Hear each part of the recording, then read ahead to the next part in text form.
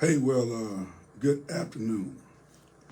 I want to come back. I want to share with you is there is a resolution or a quasi resolution or a solution, and the question is, or here's the deal: the garbage is going to be picked up off the streets.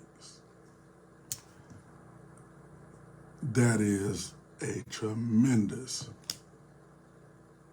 solution. That is a tremendous blessing that after almost 3 weeks of no garbage collections, the garbage is being picked up off the streets. And I'm happy about that. The citizens are happy about that. And you know what? I believe genuinely all of the government officials are happy that the trash is going to be picked up off the street. What I don't think that they're happy about is the way that it had to be accomplished, and that this city had to go before a judge to get the trash picked up because the majority of the city council refused to vote for, in essence, what is now being done. And so thousands of dollars, hundreds of hours of time and energy, pain and distress of citizens, and now the garbage is being picked up. Here's what I think we need to understand, though. I think it's important that if we do not solve the root of the issue, next year, next week, 2 months from now, we have the same problem. And by and large, what we have is a dysfunctional group that I'm hoping now, after this lesson, will work together. And the judge admonished both the council and the mayor. And I guess that was a politically correct thing to do. But the truth of the matter was, it was not the entire council. It was not the mayor. And finally, after instructions from the judge, they had a special session today, and Vernon Hartley and Ashby Foote still voted against the emergency. So basically, what those two council persons did was decide that they don't care anything about the citizens of Jackson. And of course, Councilman Stokes didn't show up, and Aaron Banks voted to pick up the trash. And I hope and pray that the Holy Spirit, because he's a man of God, like me, and we all sin and fall short. I'm hoping that the Lord spoke to him and he did what was right. Now, I don't know the real reason. I don't know why the vote was changed, but my understanding, there's some other things going on that help to move the needle. But I'm just glad the trash is being picked up. Let me explain something to you. There is no hero in this. There's no hero here. It is a tragedy for the citizens of Jackson to have gone through such a horrendous experience. It is tragic that many of us had to spend countless hours fighting to get done what should have already been done. So my hat's off to Rich's Disposal, the workers who gave it their time and energy. And I hope and pray that you know, this council will drop this foolishness and award Mr. Richards a full 6-year contract. He has done for this city what no other trash company would have done. Certainly Waste Management or FCC would not have gone through the hell that he's gone through to pick up trash. And by the way, just for those to know and clear the record, those that falsely accused me and Mr. Garrett of having trucks with Mr. Richards, that is a lie, straight from the pit of hell. No part in that at all. I'm just glad the trash is being picked up. But I want you to understand something. You know, sometimes when we were kids, you know, you get to fighting with your brother, cousin, and sometimes your parent, without even wanting to get to the root of the real issue, just tell you, shake hands, say you're sorry, hug each other. And I believe that's really what has happened. That, you know, no real solution from the root of the issue. The root of the issue is deeper than just, okay, now we're going to let them pick up the trash. So although I'm excited and thankful that the trash is being picked up,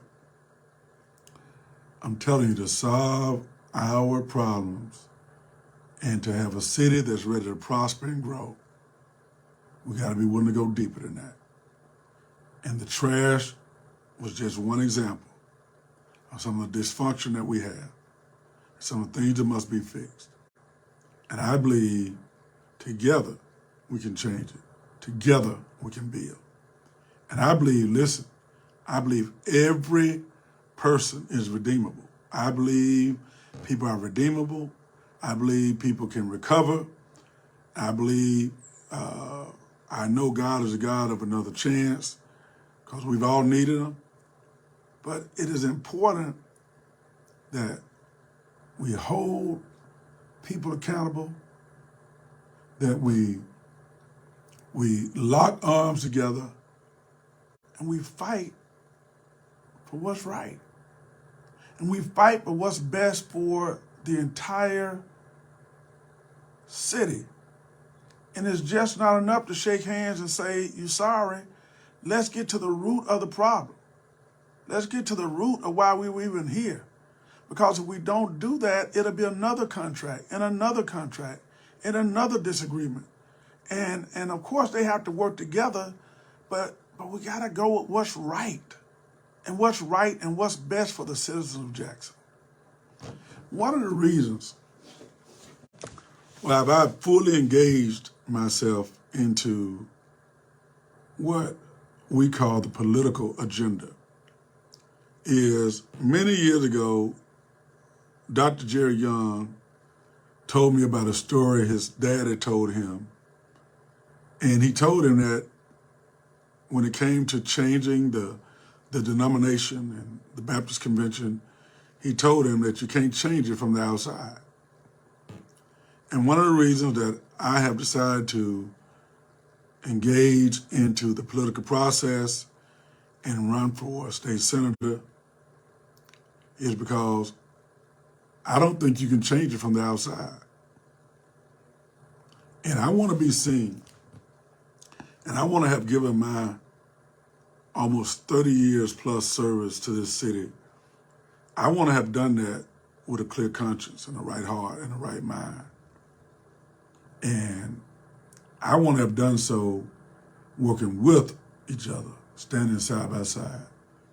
And I believe we can change the very trajectory of this city. I believe we can change the trajectory of this state, of this county. If we will put our hearts together, put our hands together, and decide to work on things that we all see as common good. And we can disagree. That's democracy. It's all right to disagree. But at the end of the day, we do what's best for the people. You know, I'm challenged. I'm challenged because along with all my duties, I am running for state senator. And I can sit here and tell you I'm running. I still can't believe it myself, but I am. And for those that think, oh, he's not really going to run, no, I'm running for state senator, District 29. And I'm out with it. I'm telling you, I want your votes. I'm asking you to support me. My opponent has been in the state senator for 16 years. 16 years has he served in the state senate. And, you know, I believe it's time for change.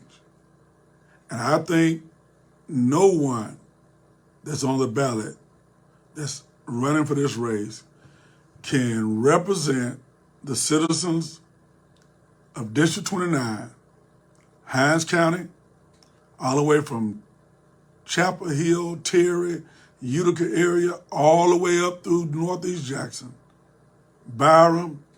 I think I'm the best person for the job. When I started this journey, I didn't start it because I wanted to run for office. I started this journey trying to join God where I believe he was at work. And those of you that know, I'm a devout believer. I'm a follower.